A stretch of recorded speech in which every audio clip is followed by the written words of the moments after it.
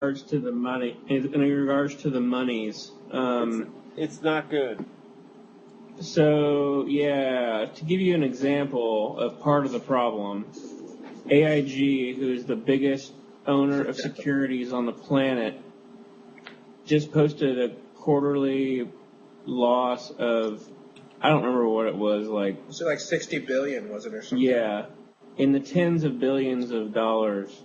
This is a company who the American taxpayers just gave 150 of the bailout dollars to, and who will probably get another 30 billion. But the reason that it's so important to keep AIG afloat is because it's one of these main players that has tentacles all over the world, and if it falls, like, a big chunk of many countries' economies are going to fall right with it. So, this prevailing I think philosophy Ron Paul's that more right on some of this stuff than people give him credit for. Oh yeah, well, so is Nader. I mean, yeah, it's the same. So, like, you need to let it collapse.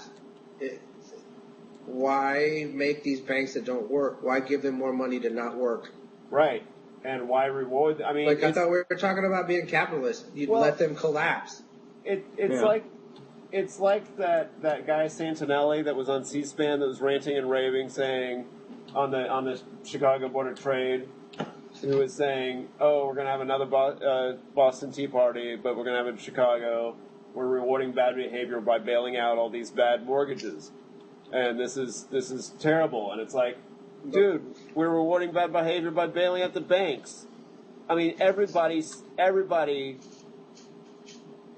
I mean, it's bad behavior across the board. That's what frustrates most Americans that don't have these problems. Exactly. Like you, as a guy who has a mortgage, you would be glad if you didn't have to be in your mortgage right now. But you are. I would. Are you kidding me? But you're paying it, so it's the people who do what they're supposed to do that get penalized than the people who don't. Yeah. Well, the problem is though that, like, the way that the infrastructure has been, like, centered for so long around these gigantic multinational Uber banks that sell and package gigantic, huge amounts of debt, like, it's not like watching any other normal company fall. It's because these collapses touch everybody in the world because it's a global economy, and, like, it could render everybody's money useless. You know what I mean? Josh, well, I have two banks right now, two different banks I have accounts at. One is Monroe Bank, which is a local bank. Mm-hmm. Not where I am anymore, but a local bank. Yeah. And then I have a First California, I think, which is a community bank here too. And they're super small. They only do local loans and stuff. That's the banks that exist. Those are the banks that should be around. Like that's the sort of bank everybody should put their money in. You have the same FDIC protection. They don't do these crazy international buy shares of mortgages stuff.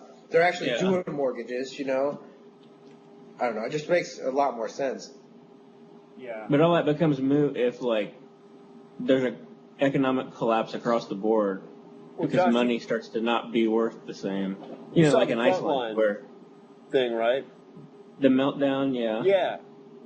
I mean, the whole thing is all these banks are interconnected, and the reason all this stuff keeps happening and getting worse and worse is they were selling these, like, crazy like future repackaged and repackaged debt. And the credit default swaps. Credit default swaps, and all these things that were like, basically, this is a bet that this company will never go out of business. And abstract instruments. Instruments of leverage. And guess what happens when those companies go out of business? Europe's banking system right now, they're getting, like, England's banking system is hit worse than we are.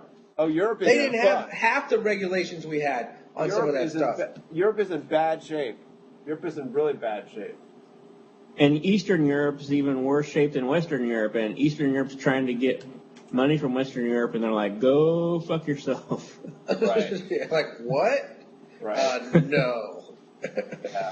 Have you seen our shit? You know what I mean? Do we look like we have extra money? Right. Exactly. So that's going down. I mean, that's gonna. I mean, I still think that's gonna. We haven't hit the bottom yet. I don't know what the bottom looks like, but it's not there yet. It's still going down. Well, Obama's president at the worst time possible in our history, probably. Right. Well, and we got. Well, no, he's stimulus money. He's gonna have that Lincoln shit. It's gonna be that Lincoln shit. If you're the president during the shitty times, then history says like that guy was a fucking good president. Yeah, right. I'll insert something here about Lincoln and about what's the book, the cabinet or whatever of enemies, or what's the book about Lincoln that I know what you're talking Obama's been reading about how Lincoln took in all these people and it was bipartisan. Opposition.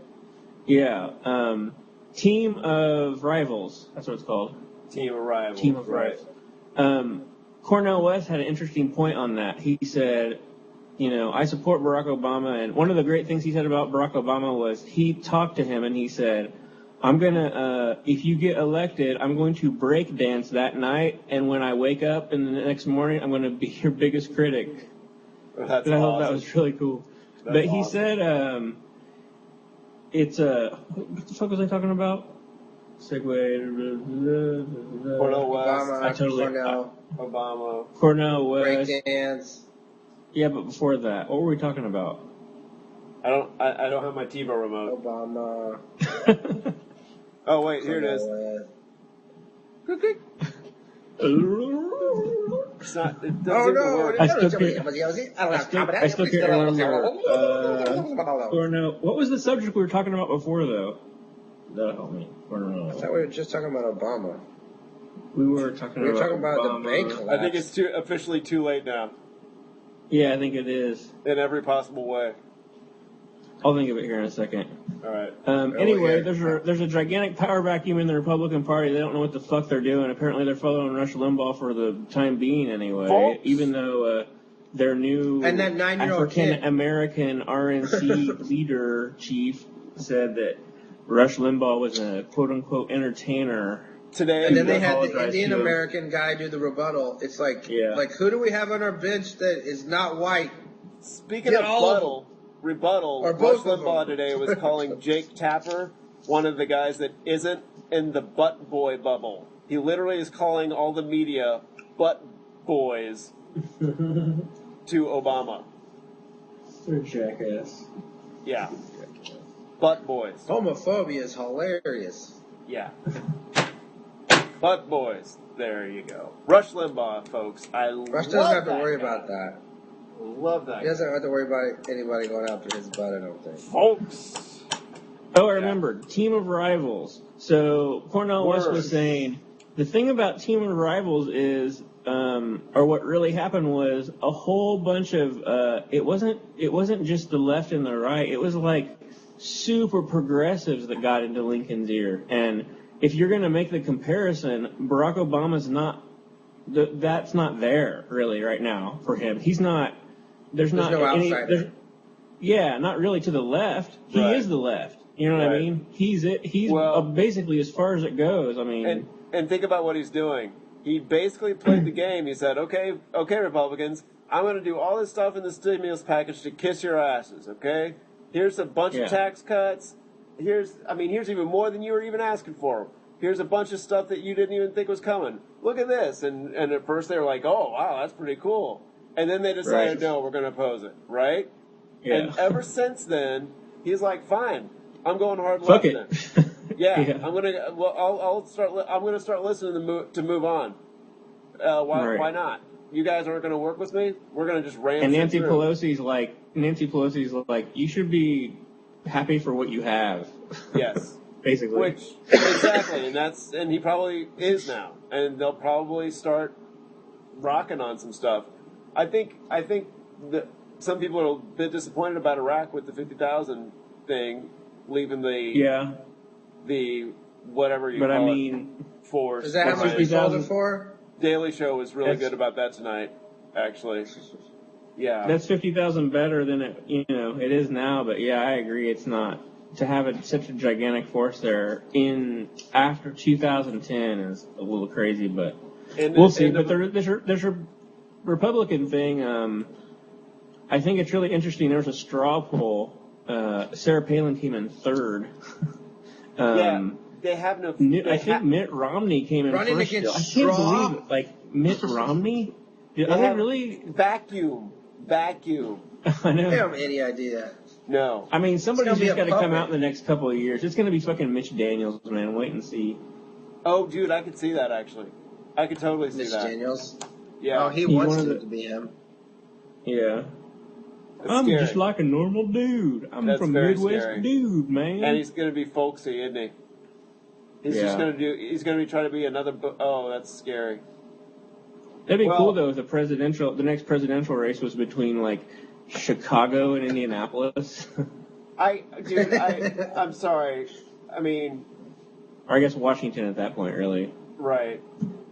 Bobby Jindal, by the way, I think proved how anybody stacks up against Obama. I mean, well, they picked that dude. They picked him because he's of color. They picked him to be the rebuttal because did you see the Kenneth the tries Page? to be ethnic Republican. Did you see the Kenneth the Page thing on Jimmy Fallon? Yeah. The what? That's pretty funny. Matt, there was a Kenneth the Page did a rebuttal. Kenneth the Page from 30 Rock did a rebuttal tonight. It was on the same night, actually, as that. It was on the very first Jimmy Fallon show, I think. Oh, I watched that. I thought it was Monday or yesterday. And they had Kenneth the Page doing a rebuttal, and it was amazing. He was dressed just. It like may have him. been one of those webisode things Maybe that they had. They had like 4 or 5 of them. I think it was webisode because I wasn't on the show last night. Maybe that's right. Yeah. But I mean, they sure didn't pick him because he sounds like he's on fucking the Andy Griffith show or something. You know what I mean? Oh like, God, that's exactly what I'm saying. A really Mayberry, simple man. dude. Mayberry the whole time. Did you see him on 60 Minutes? They're trying to they're going after Bush. They want some guy that sounds like he doesn't know anything. Right. Whoa. But another thing Cornel West talked about, this is officially the end of Reaganism. Like, it's done. Yeah. Not until now this doesn't work anymore. was it done. Yeah. I mean, it extended until this far, and now it's over. Right. Yeah. It's like really fucked up. Right. Well, and because even Sarah Palin's not really attached to Reaganism. She's just crazy. Speaking of Jindal, did you guys see where he made up that whole story about Katrina? Yeah, I did. That's cool. What do you mean? I don't even This is the same fucker who's like, I don't need all the money. What? I don't want all this money. Well, actually, he didn't make it up. He lied about it. That story, he overheard that story basically being told, and then he injected himself into it.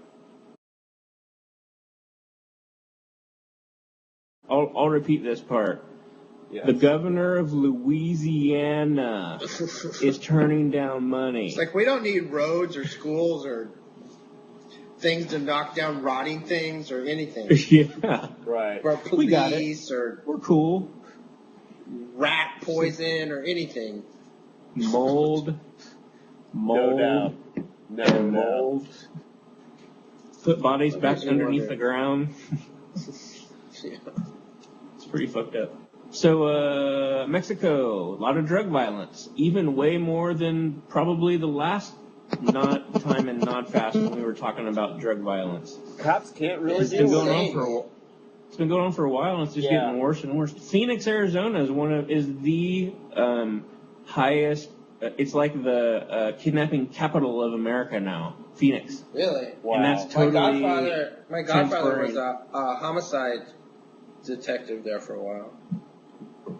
And it's totally the drug violence spilling over. And all those border towns now, even the super safe ones, are on the travel alerts. But out of Phoenix, it was meth. Like, that was their thing, was just meth going through there. Like Mexican meth. Right. I don't know. The president, the national security people were actually talking about it in the news the other day. Homeland Security, I guess. These cops, I've seen like probably a half a dozen of them now. They have these news shows about the new cop in whatever city in Mexico is going to clean up the blood. He's all like balls out and this and that, and it's like And then he gets shot in his face. 6 days later, he was gunned down in broad daylight, like in the middle of his city that he's the like sheriff of or whatever, you know? Right. Because Yeah. you know, it's a question of power, and it's a question of the money that funds the power, and it's uneven. It's not a fair fight. Right. Right. Yeah. And we're Texas and America in general is really scared about it, and it feeds into the whole immigrant feud and this and that. But we are a large consumer of those drugs, and part of it's our policies. Oh yeah, we're the drugs. consumer. It's none of it would exist without the biggest market in the world here. Opium in Afghanistan is grown for the U.S. and Europe. Right, exactly. I mean, we can say like we're trying to eradicate the poppy fields, and it's like from us. Yeah, it's like why? Because that makes things more expensive for the people who want to buy them in your country. Yeah, that is. I never thought about that irony really, that they're harvesting all that opium that they're not really allowed by their religion to use at all. Most of them don't even want to use it. They don't even give a shit what it is. It's like if you were harvesting gold and you can't eat gold, you just send it away. It's useless to you. Right. Well, yeah, but you can get really fucked up on poppies. You can't on gold. It's insane. You're exactly right. That's true. I mean, not that I know of. You'd probably get fucked up in some way, but. Have you guys seen the YouTube video of the dog that's running in its sleep? Yes. Yeah, barking. I did. It's pretty funny shit. And it can move his legs cute. sometimes, but not anything like that. Nuts. Cute. Yeah. All right. Well, I think we've come to the end of this new reunion, back again, re-inaugural, rebirth show. High five, everybody. There's a lot of hyphens. Woo! Sounds good. All right. So whatever the name of this show is, thanks for joining us for it. We got to figure this name out and